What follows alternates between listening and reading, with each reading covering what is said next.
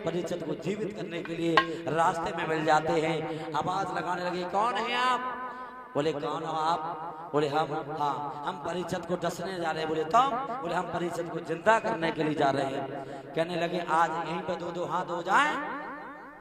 तक्षक ने जैसे पुरस्कार लगाई है तो वृक्ष सूख गया है। गुरु धनवंतर ने जैसे निगाह पसारी है तो वृक्ष हरा भरा हो गया है। समझ गए तक्षक कि ये परिचित को जीवित कर देगा।